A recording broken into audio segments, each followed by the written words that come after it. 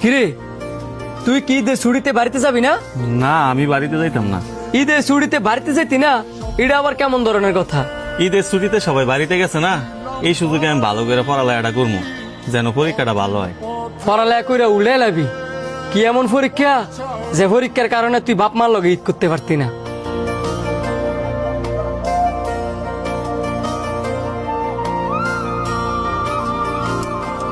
কিসানি এবার ঈদের ছুটিতে বাড়িতে যাও নাই?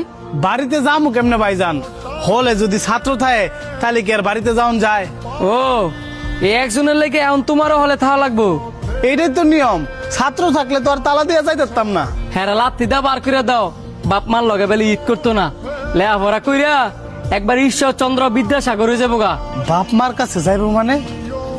আমনের ক্লাসমেট আর ভাইজান আমনে জানেন না ওই ভাই তো এতিম। এতিম মানে? জি ভাইজান, উনার বাপ মা কেউ নাই, এমন কি আমার জানা মতে আত্মীয় স্বজনও কেউ নাই। উনি এতিমখানায় বড় হইছে, ওইখানে পড়ালেখা শেষ কইরা পরেই কলেজে ভর্তি হইছে।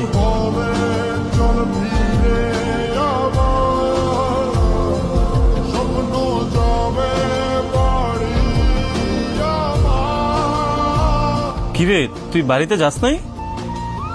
না যাই নাই, আম্মাই কইছে তোর সাথে করে নিয়ে যাইতাম। কার আম্মাই? কার আম্মাই আবার? তোর আম্মাই? আমার আম্মাই? হ্যাঁ বেটা, আমার তো আম্মাই নাই। তোর আম্মা নাই মানে? আমার আম্মা মানেই তো তোর আম্মা। নে কথা ক।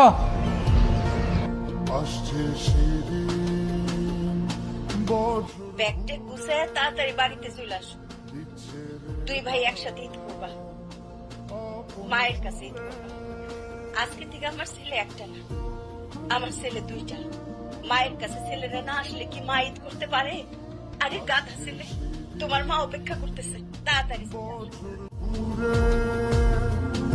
না কেন দেয়